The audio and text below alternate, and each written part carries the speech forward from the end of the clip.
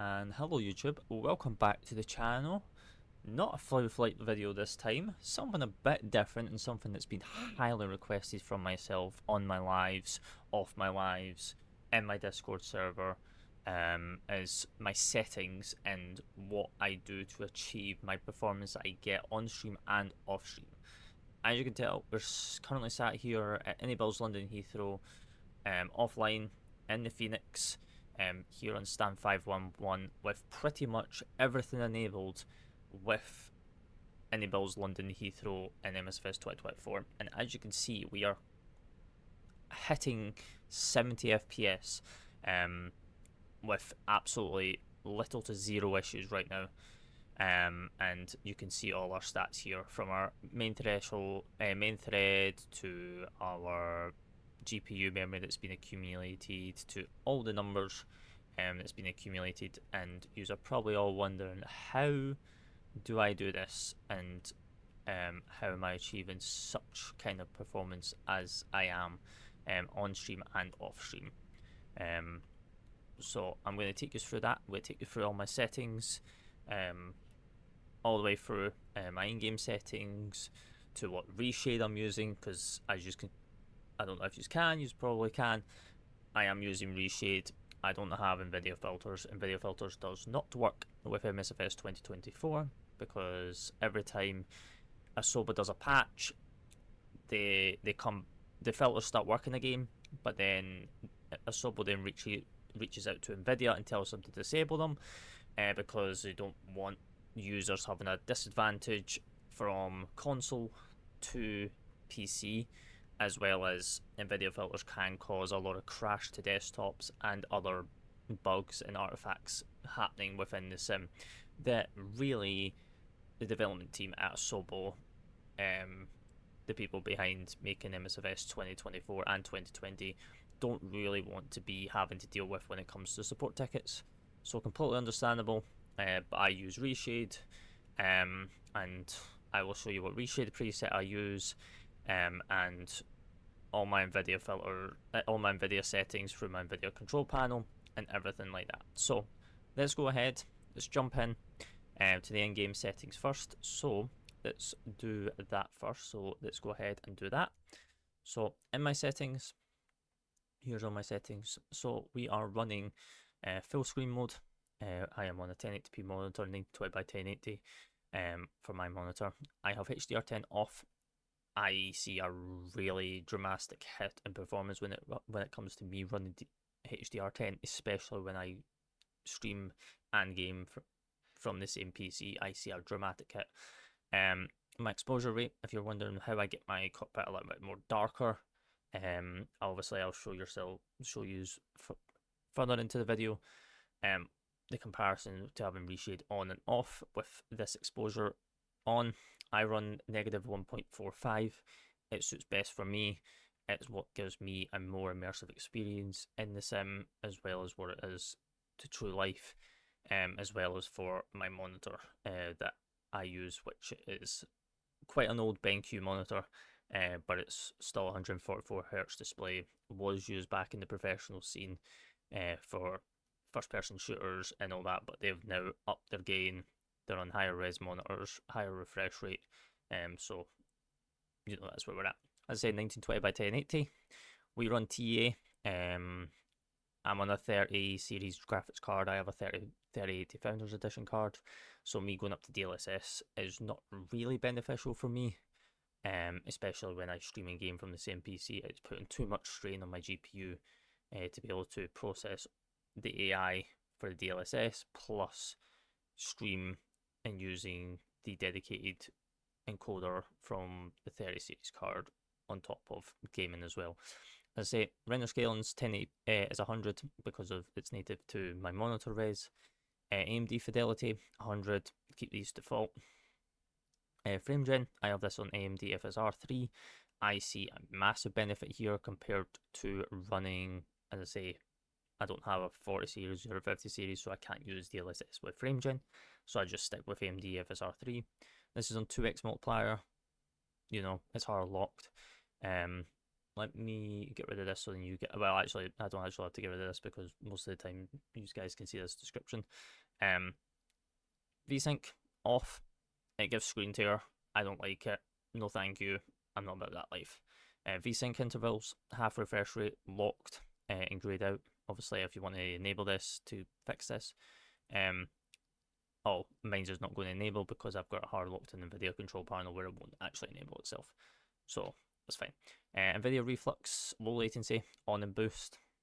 I see a massive performance gain from this compared to being just on, but you know, it's one of those settings. Dynamic settings, I have it on with setting it to 40. I will explain this once we go to the Nvidia Control Panel, because I cap my frames at 40 FPS in the Nvidia Control Panel to the point where this 70 FPS here in the sim just doesn't really matter to myself. It's more of a baseline, but when I'm live, or yeah, basically when I'm live, it knocks it down just a little bit. So then coming down, my global rendering quality is all in custom, and so my terrain level of detail is on 50. This increases because I use auto FPS, so my terrain level of detail will go up the higher we are in cruise to whatever I have it set, which I'll explain here as well once we show the auto FPS as well for you guys further on in the video. Off-screen terrain pre-caching, I've got it set to ultra. I see no performance hit from this. What this does is, in the distance, it's pre-caching all the terrain loads, the terrain meshes and all that in the distance, so it doesn't have that flick-on effect once you get closer, and that like blurriness as it's rendering in. Displace mapping, I have it off. This is a massive performance tank, by the way.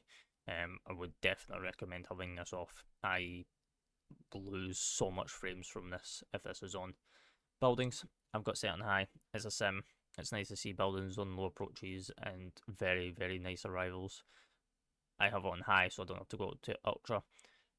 Going up to ultra, you save about, well, being on high from ultra, you're saving about 2, maybe 3 FPS. So it's kind of a performance gain there. Trees, medium, don't need to go any higher. There's very noticeable difference between medium and high, other than a performance hit. Plants, I'm not walking around. It's not a walk around simulator, so I have them off to save performance.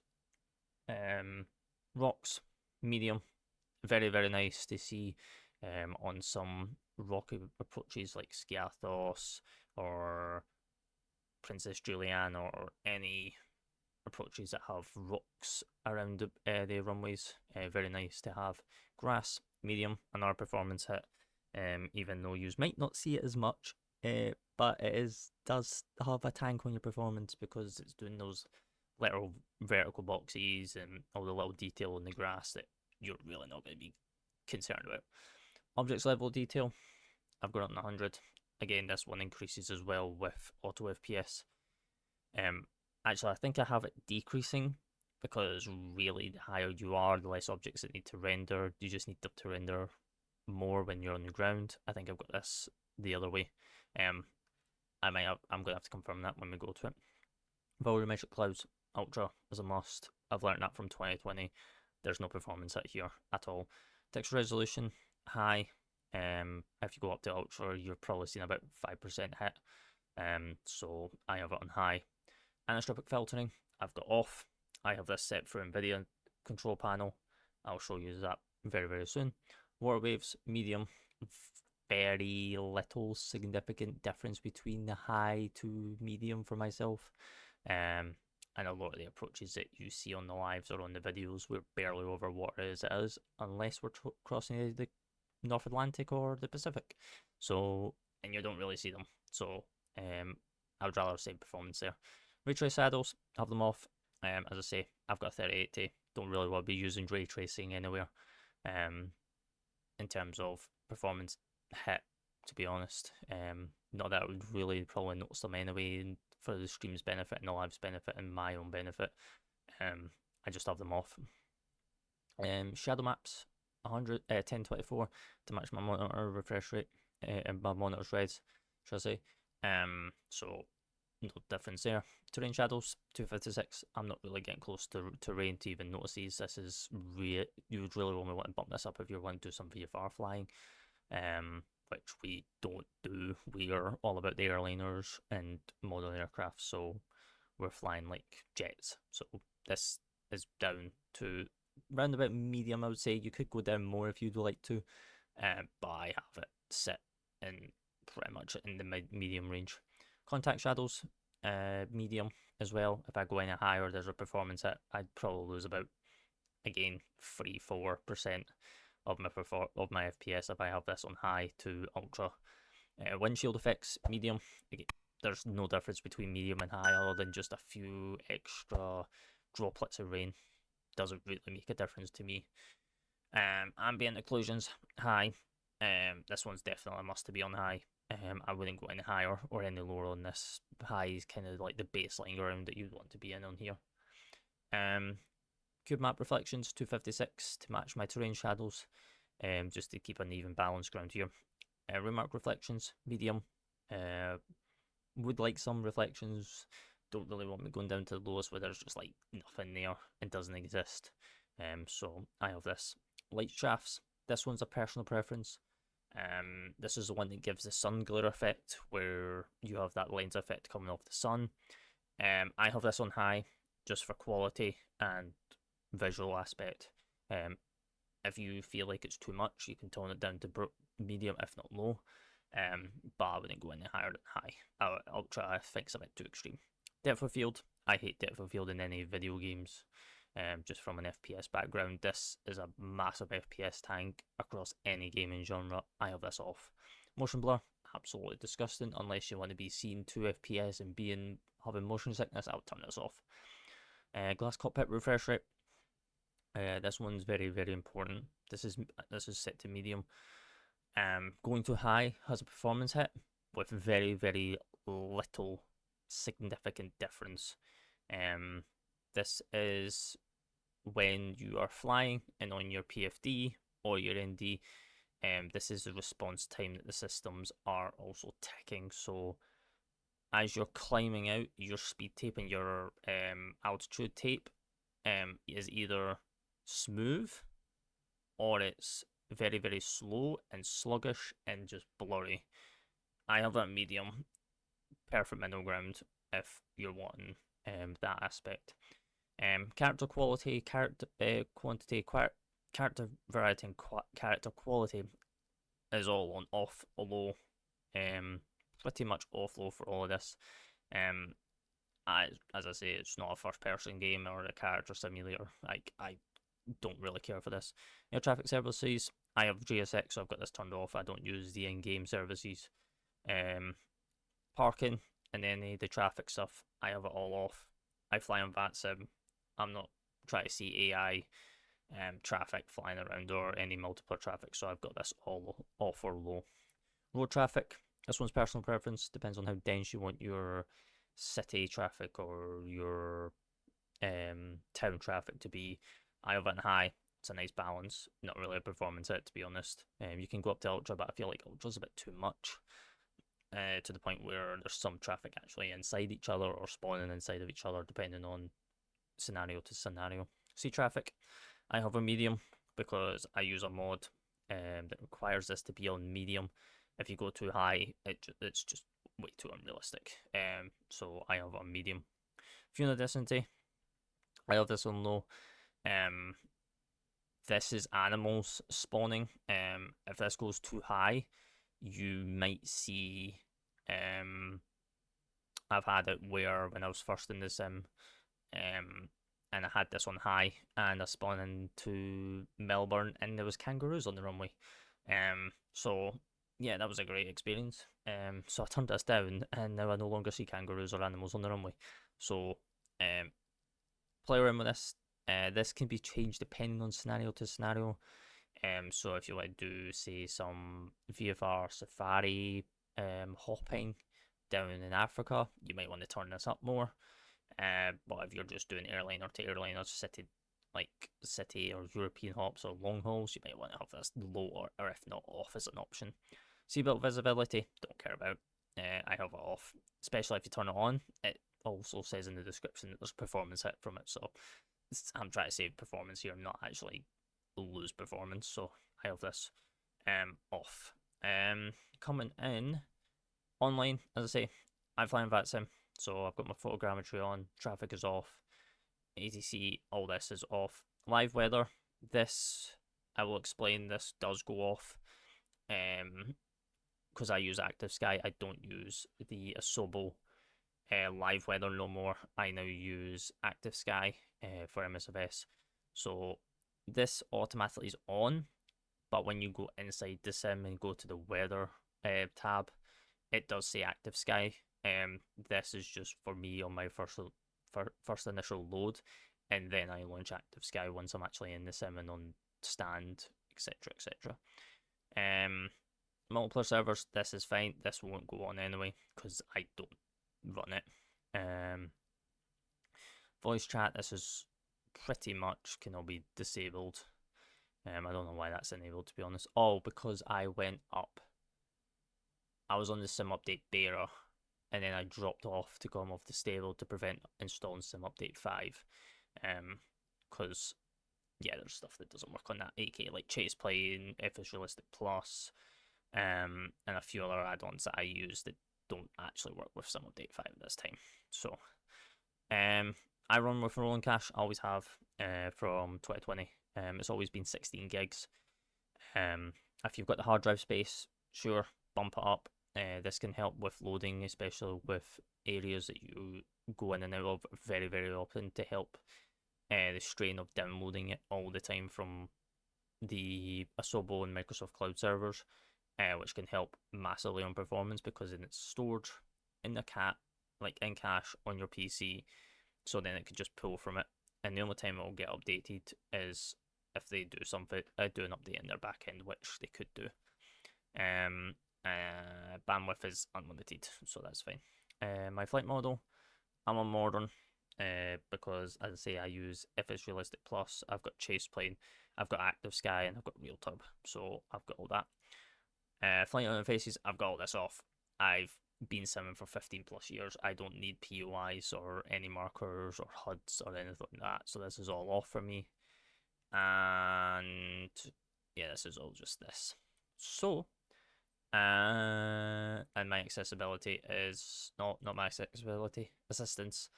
All my assistances are off except for you want to disable this.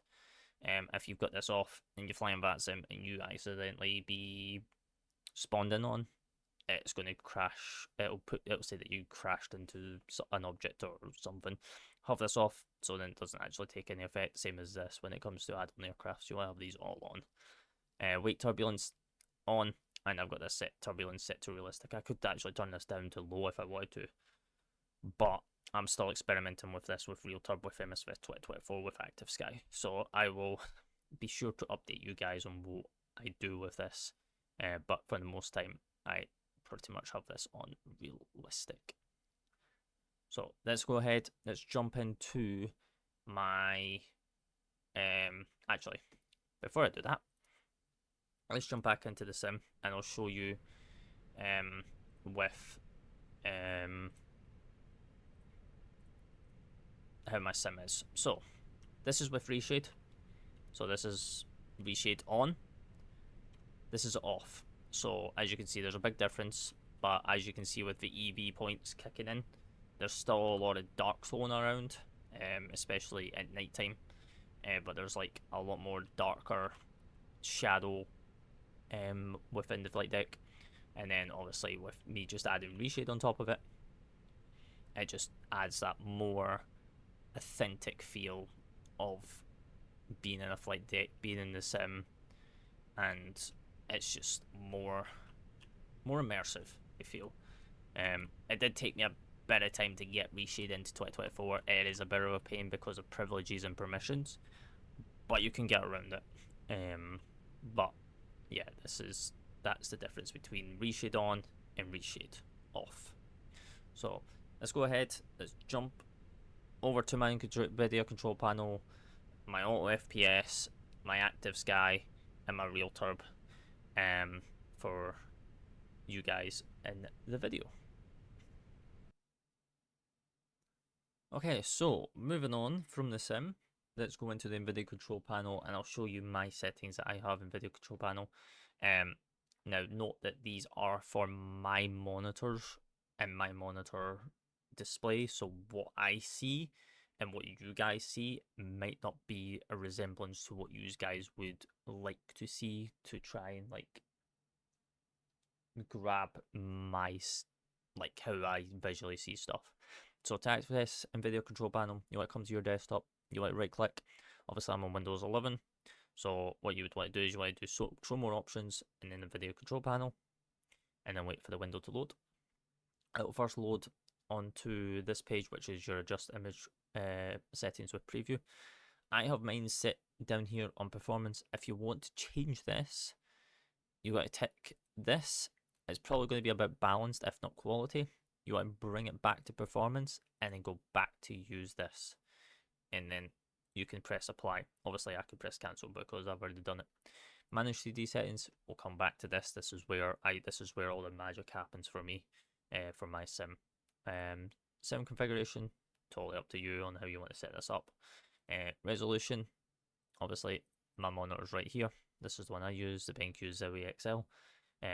144 Hz, 1080p, and all my color settings are down here. So I've got highest 32-bit, 8BC, full dynamic, and then full RGB. Obviously it's going to have this set on your monitor. It'll be using default. You can come down here and change it to get like the highest settings and override what Nvidia's trying to do. Display settings, these are all my color settings. So make sure you click the monitor. If you've got multiple monitors, you want to click the one that your sim runs on, unless you do you fully split your screens and have the sim running across all your monitors in stretch mode. So it's all channels 50/50, 1.0, 50/0 is for that. And I have that set across all my monitors to give, so then all my monitors are balanced across the board. Rotation display, obviously this is based on depending on how your monitors are set up and looking in terms of your setup. That can be ignored, that can be ignored, this can be ignored, this is my setup, that's fine. Right, you want to come down here to adjust video color settings. This one is very, very important. So what you're going to have is this is going to be with the video player settings, this is going to be ticked. You want to do with the Nvidia settings and then come across to the advanced and change this from limited to full. This is going to give you your full color aspect ratio that your monitor can output to and from your graphics card to get the best color saturation out of your monitor. I do this across all three of my monitors so that they're all the same and they're not different in any aspect, shape or form.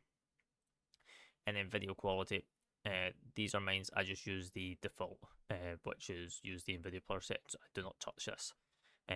You can play around with this if you want, depending on the monitor you have. If you've got an OLED, you might want to be playing around with these, but if you've got an LCD or an IPS, you probably do not want to be touching this because this is going to mess with the colors dramatically. So let's head back to the manage 3D settings. This is where all the nitty gritty stuff comes in. So a lot of the stuff I do is both in the global and for the sim. So going through each of these. So in the global settings, I've got image sharpening to off and scaling disabled because I don't want upscaling. Ambient occlusions off, anisotropic filtering off, anti-analyzing FX AA is off, anti-analyzing gamma correction is on, anti-analyzing mode is off, background applications is off, CDU GPU is all, CDU system fallback policy is driver default, DSR factors is off, low latency mode is off, max frame rate is off, multi-frame sampling AA is off, OpenGL compatibility is auto, OpenGL rendering GPU is auto select, power management is normal. This actually should be on maximum, to be honest, because yeah, that's fine. that should be on maximum. This is for desktop, basically, applications, so you want this. There's two benefits to having max performance here as well as in the game. One, your background tasks are also running through maximum power management that your power supply can deliver.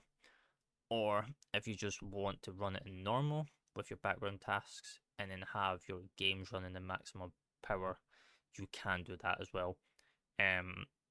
I prefer both because I do a lot of background tasking, especially when it comes to either being live or just literally chilling, just gaming in general. Like when I'm gaming, I've got a lot of applications running in the background, like Edge, Photoshop, DaVinci Resolve, Discord, Meld, which is the streaming and recording software I use on a day-to-day basis, as well as many other applications. So having this on max for me is a huge benefit, especially when I'm gaming as well. On top of it,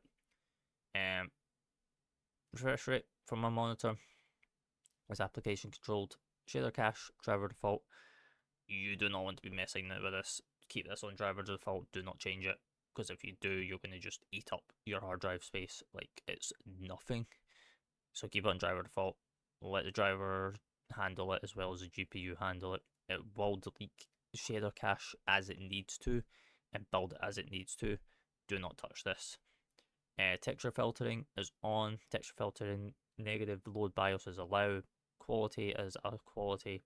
Trial and error optimization is on. Thread optimization is auto. Triple buffering is off. VSync is off. Virtual reality pre-framed is 1. Virtual reality rate super sampling is off. And Vulkan OpenGL is auto. So that is the global settings for me. Let's jump into the program settings. This is where you can come in and specify a designated program, which will then upscale. So this is where a lot of magic will happen, in terms of, as you can see right now, and if you remember at the start, my anisotropic filtering was off in the sim. Now the reason why I do that is I want my GPU to handle it, not the sim to handle it. So I come in here and I set it to 8 times. I see a massive performance hit when I'm at 16 times. So I drop it down to 8. The sim will default it to 16, but I set it to off in the sim. And then I come in here and set it to 8. So then my GPU handles it, not the sim handling it. So let's go through them. Image sharpening, 0.165. Ignore film grain, 0.17. Film grain, this one I'm not going to really go over. This is based off of my preference and my monitor, and also my eyes and how I see stuff compared to everyone else. So take this one as you please. You might not like image sharpening. Most people run it off anyway. But for me, for visual aspect, it's actually quite nice to have on top of reshade and other stuff. Anti-aliasing gamma control is on. Anti-aliasing mode is application controlled. Background application max refresh rate is off. I have this off because I don't need to worry about applications running in the background because my global settings is handling that. Low latency mode is ultra. Max refresh rate is 35 FPS. I've been playing around with this. This will change depending on what aircraft I plan on flying day to day. If it's a heavy framing aircraft like the FS Labs, the Phoenix, the fly-by-wire, I'll drop this down to 35. If it's anything higher than that, I'll bump it up by 5, so it'll go up to 40. I change this setting on a day-to-day basis, depending on what aircraft I'm flying. So, but my low base is 35, my highest is 40. OpenGL GPU, OpenGL rendered GPU is the Nvidia is my card. Power management maximum, refresh rate highest available. Texture filter and anisotropic sampling optimization is on. Texture filtering negative load BIOS is clamp. Texture filtering quality is performance. Texture filtering trilling optimization is on. Thread optimization is on. Triple buffering is off. VSync is off. And virtual reality frames is 1. So if you want, you just can pause this and go through those settings to make sure you're up to scratch. But that is going to be it for the Nvidia Control Panel. So let's go ahead and let me go grab my auto FPS as well. So here is my auto FPS. So this is a very, very handy tool. I have loved this the moment it came out, especially in 2020, to help change settings on the fly, balance performance with FPS. This is the lifesaver, and no matter if you're on a low-end GPU, high-end GPU, there is simmers that are on 5090s, there's simmers that are on 3090s and 4090s. Use this program to help balance their performance and optimize their sim to get the smoothest FPS that they can in their whole sim experience. So this is going to be variant between your system to my system and your settings to mine's. This is pretty much a test bench that you want to be testing with and flying around with. Obviously you can change these numbers on the fly while you're in the sim as well to like figure out what ones best work for you, but these are the ones that work for me. So I have FSR 3 set to 40. I've got these two unticked. Expert options, this, if you don't tick this, you won't see this stuff down here. And then I have the auto switching configuration, so auto switch depending on what sim I've got, because I've still got 2020 and with 2024 installed. So I have make sure this is enabled because I do bounce between both sims. Flight type, make sure to choose what you're doing. Also we're doing IFR. We do a lot of IFR. We don't really do VFR. You might want to have different settings for VFR compared to IFR, but if you're an IFR pilot, make sure this is set. Show updates, this is really, really optional. If you want to do tests, help them bear a test, you're more than welcome to it. I just have it to show updates, so then when I do prompt open it, this prompt saying if there's an update to download from the GitHub. That's all I have. I don't do any testing. And then my expert settings are down here by FPS sensitivity with a sense of 5. So if it goes outside the threshold of 5 for 40, then these settings will start adjusting. So my T-load base minimum, this is when I'm on the ground. aka at stand, looking at terminal, looking at ground vehicles, not really wanting to load a lot in the distance when it comes to buildings or like basically out in the distance. I've got this set to 50 at 1,000 feet, and then my T-load maximum is 200 at 2,000 feet. So as we get above 2,000 feet, my terrain load radius will start increasing to 200. This will cap out 200. I do play around with this in the sim. Obviously, you guys don't see it on live, but I do play around with this setting a lot while we're in cruise. So I'm like changing this either from 200 to 300 depending on scenario to scenario where we are. Auto LODs, this is the object level of details. It starts at 100, and then the higher I go up, so above 10,000, it goes all the way down to 20. This is what you want. You do not need objects loading below you above 10,000 feet because you're not going to see them. You're really going to see the significant impact when you're on the ground. So that is how I have my auto FPS loaded. And now I will go ahead and I will grab my real Turb for you guys to bring over as well, which obviously because my sim is closed, it is closed itself down as well. So let me go grab that for you guys. And then you guys can see that as well. This one's completely optional. It is not required to go out and get, but I like to have this in parallel with my active sky. So this is real Turb. Cat areas global for MSFS. This works in 2020 and 2024. I had in 2020 along with the sober weather. It worked pretty well, to be honest, to give a more of a turbulent effect and immersive effect. I didn't get active sky until 2024, but active sky is compatible on 2020 and 2024. So I mostly use that. I actually heavily use that now when it comes to my simming. So my cloud turbulence, Sculler, is it 80 with a roll of 80. These have to be identical. Pretty much this whole area needs to be identical. So whatever you have on the left side, make sure it's the same in the right side. Otherwise, you're just going to have an uneven aircraft and an uneven balance when it comes to turbulence as you fly through it. Cloud effect minimum is set to 200. En route effects minimum is 200. Terrain 200. Sound, I don't really care about sound. I've got FS Realistic Plus for the turbulence sound. I've got Chase playing for that, so I don't really need another audio sound, so I've got that set to 0.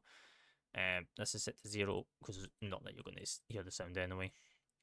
G-load for lighter turbulence is set to 85, which is the lowest. Heavier turbulence is set to 80. It's kind of like in the middle ground between 75 and 95. Enhance sound triggering pitch is on. Not that you're not going to hear it anyway because the sound's off up here. And that is pretty much that. And then active sky, which is this dandy wee aircraft. Add-on. You want to come over to options. Pretty much this is all pretty much default. I think except for what one is it? I think I have something disabled. I can't remember what one it is. But as I go through, you can pause the video and copy down what each of my settings are in terms of all my settings with active sky. So I'm still playing around with this. Active sky sometimes still has its bug when it comes to low vis and haze and fog. So it's one of those hit and misses that you tend to just deal with, if not go hunting for. But yeah, that is my FS, my flight sim settings, along with all that with my Nvidia Control Panel. If you guys are wondering what reshade preset I'm using, I use this one. This one's from this guy. This is called Active Sky Reshade. Works great. Goes with the name. I use Active Sky, so it works great. It is from Pilot Grigru00 on flightsim.to. I'll leave a link to it in the description below for you guys, as well as a link to where to download Reshade.